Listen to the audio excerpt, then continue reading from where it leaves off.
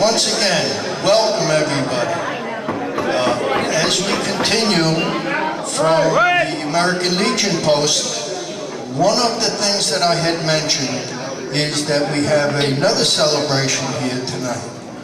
One of our Legionnaires is celebrating 60 years with the post, Patty Smith.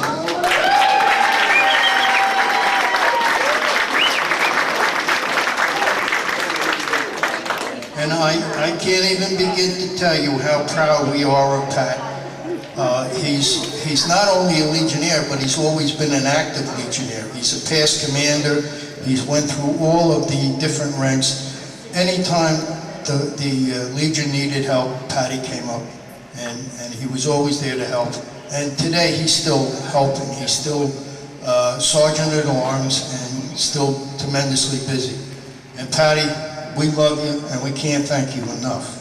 The Post has a certificate for Patty, and also, one of the reasons we waited, we have a proclamation from the town of Smithtown, from the supervisor, Pat Vecchio, who we expected, and unfortunately it has been delayed.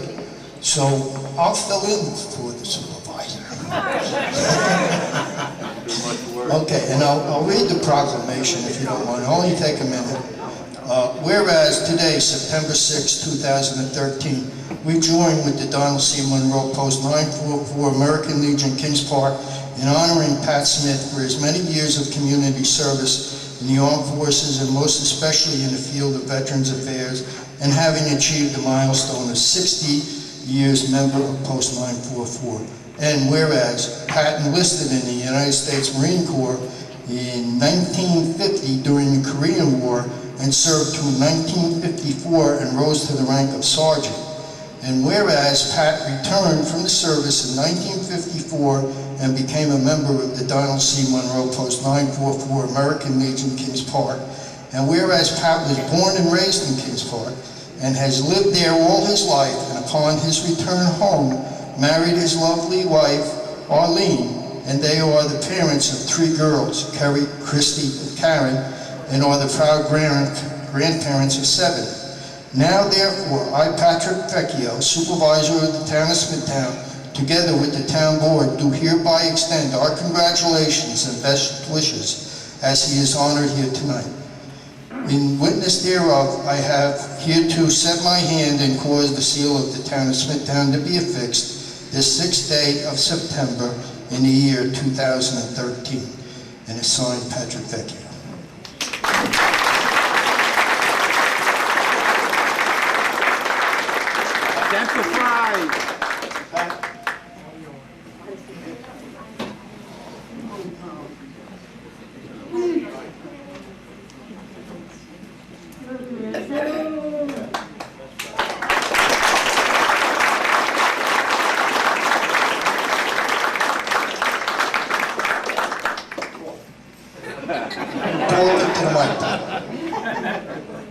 Yeah? Pat just wants to say thank you to everybody. Okay. Gren, congratulations, Pat. And certainly thank you.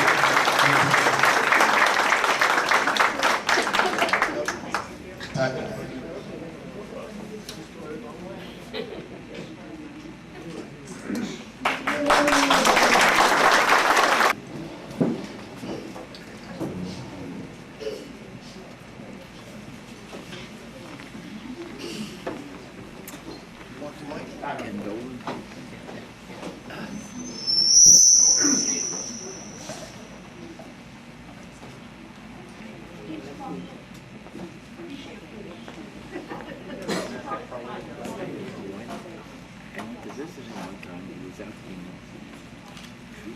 Good evening, ladies and gentlemen. We call your attention to this small table which occupies a place of dignity and honor near the head of the table that members of our armed forces are missing from our ranks. They are referred to as POWs and MIAs. We call them comrades. We remember. They are unable to be with their loved ones and families tonight, so we join together to pay our humble tribute to them and bear witness to their continued absence. We remember.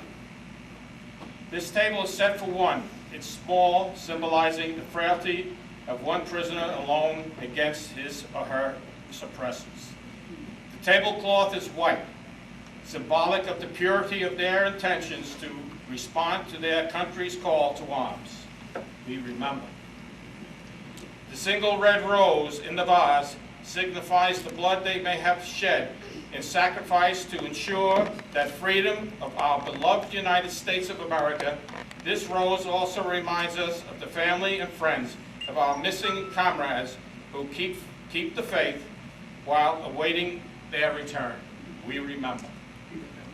The yellow ribbon on the vase represents the yellow ribbons worn on the lapels of thousands who demand, with unyielding determination, a proper accounting of our comrades who are not among us tonight. We remember.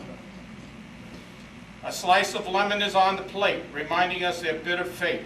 The salt sprinkled on the plate reminds us of countless fallen tears of families as they wait. The glass is inverted. They cannot toast with us tonight. The chair is empty.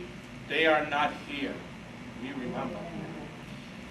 The candle is reminiscent of the light of hope, which lives in our hearts to illuminate their way home, away from their captors, to open arms of a grateful nation.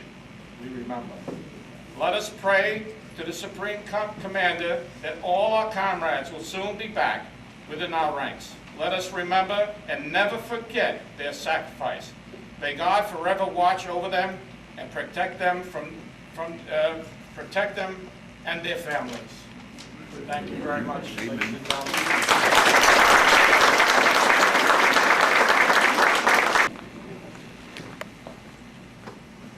First Vice Phil Bozak has a presentation for our commander. Dan has done a lot of work for the past, what, your third term? Yeah. Going for four?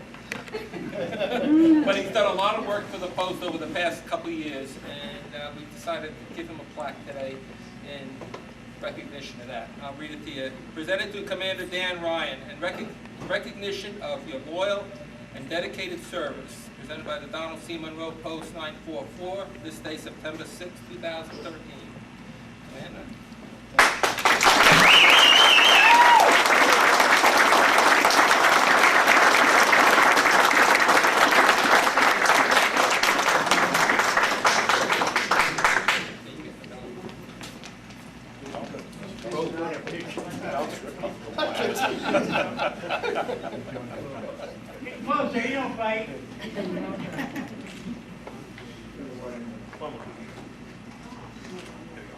Thank you.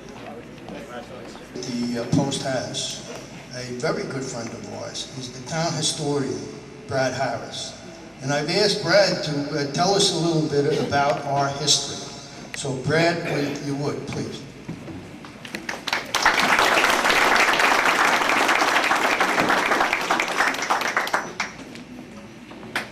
Don't trip. Try not to get wrapped up in this.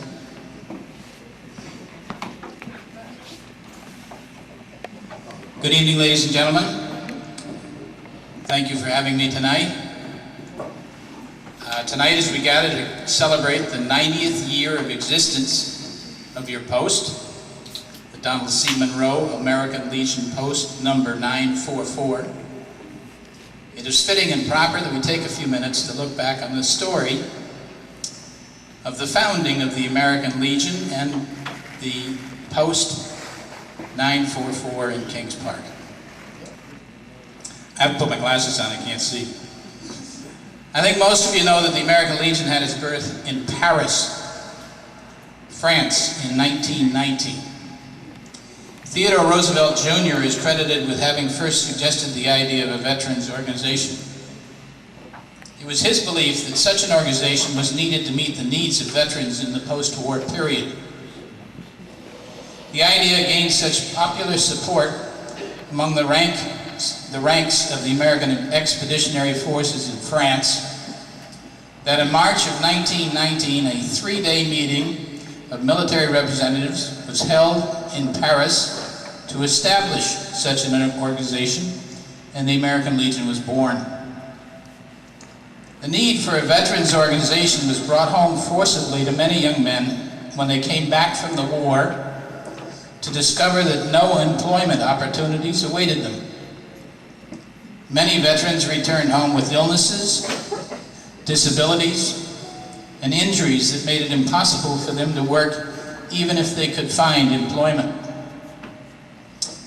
And there were the widows and orphans of soldiers who never returned home, and they also needed help. For the most part, these World War I veterans discovered an unresponsive government that was insensitive to their needs, and they began to discover that they had to fall back on the political strength that the American Legion offered. More and more veterans in communities across the United States organized to add their voices to the clamor to get the United States government to do more for its veterans. Veterans in Kings Park faced the same problems that veterans elsewhere faced. But some problems were mitigated by the presence of the Kings Park State Hospital in the midst of the community. The hospital had been shorthanded and understaffed during the war and hired many of the returning veterans in the Kings Park area who were looking for work. An annual report of the hospital that was issued in 1919 noted that the hospital was short 69 male employees. And by 1919, the hospital filled those positions with returning veterans. But by 1923, once again, jobs were becoming difficult to find. And the impetus grew in Kings Park and the community to have its own American Legion post. On June 6, 1923, 15 veterans of the Kings Park community signed a charter creating an American Legion post. The post was given number 944, which meant that it was the 944th American Legion post created in New York State. This shows you how comparatively late the post was formed. Of the 15 charter members, and I have a list of their names if you're interested, and nobody in the audience today, I don't think. 10 of them were hospital employees who had entered military service. Apparently, they returned to the hospital and were re-employed at the end of the war. One of their number, a hospital physician named Harry A. Steckel, was chosen as the post's first commander. He was a good choice because he was actually the 26th Division's psychiatrist who had served 20 months in France in 8 different sectors of the Western Front. He certainly had a knowledge of the problems and needs of World War veterans, and he knew about shell shock and post-traumatic syndrome, and I suspect that he was probably one of the driving forces in getting New York State to create the Veterans Hospital that was added to the Kings Park State Hospital in 1926. As a doctor at the hospital, he was also able to find places where the veterans could gather and hold their meetings. And the post seems to have done this throughout the 20s and 30s until the members found the means to purchase the present building. Now, I was talking to Dan about the present building, and doesn't seem to be a lot known about that, and there isn't a lot in the files. So maybe we could really draw on some of the members of this post who might have memories of when that building was acquired and how it was created, and we ought to document that. As a name for the post, the members selected the name of Donald C. Munro in honor of the memory of a fallen comrade. What made his name even more relevant was the fact that Donald C. Munro was from Kings Park. The Munros had a large family with 6 sons, and all of them did military service. Donald was the 5th son in this family. He grew up in Kings Park and was well known in sporting and hunting circles on the North Shore for his marksmanship and the training of hounds. Sounds like he'd make a good soldier. Early in 1916, Donald volunteered for duty with the Army during the Mexican border troubles. He was sent to Texas with the 23rd Regiment, where he wound up on border patrol with the Army. This is long before the war was ever something the Americans were thinking about. When the war against Germany was declared in 1917, Donald was transferred to Company F of the 165th Infantry.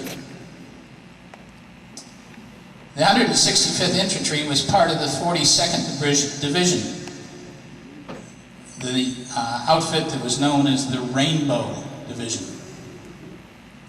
which was organized from the National Guard units of 26 states and the District of Columbia. The Rainbow Division was one of the first units of the American Army to arrive in France. In March of 1918, the Rainbow Division occupied a 15-kilometer sector of the front line near Baccarat, France. Donald C. Munro was with the 165th Infantry in the trenches. In May, he was wounded in action. His wounds must have been minor, however, because he was returned to his regiment on Decoration Day. By this time, he had been promoted to private, had been cited twice for bravery, and he was transferred to a machine gun company. In June, that same month, the 42nd Division was moved to the Champagne sector of the front line near Reims. Also in June, the German Army launched a major offensive on that line. On June 16, 1918, Private Donald C. Munro was in the trenches with his machine gun company when he was killed in action. Father Duffy, chaplain of the 165th Regiment, wrote a letter to the Munro family telling them of the death of Donald. For Donald, then 26 years old, the war was over. Private Munro, Donald C. Munro, was given a military funeral and buried in a cemetery in France. An interesting fact is that Donald was the only young man from Kings Park to have died in action during World War I. And so, your American Legion post proudly bears the name of a courageous young man who made the ultimate sacrifice for his country. So now you know a little more about the origin of your American Legion post and about the man for whom the post is named. Your post has a long history of service to veterans and the community, a history that will continue to be written in the years to come as you help the veterans of today's wars in their time of need. As a veteran myself, I want to thank you for all you do so selflessly for others. Thank you very much.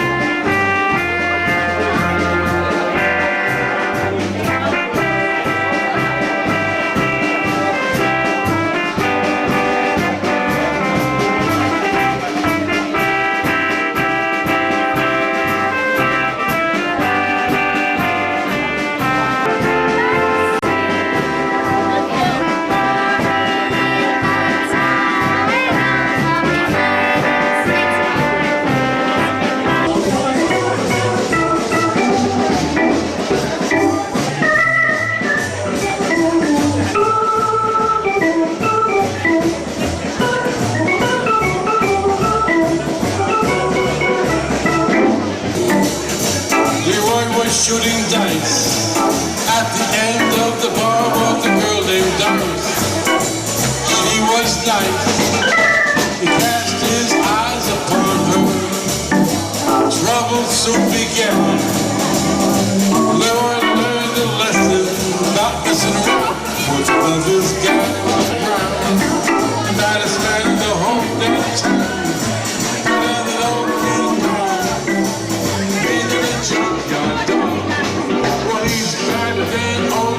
town. Meet in the junkyard dog.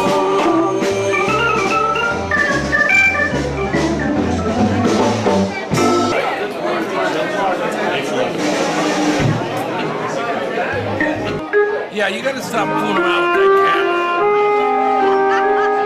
Will you stop,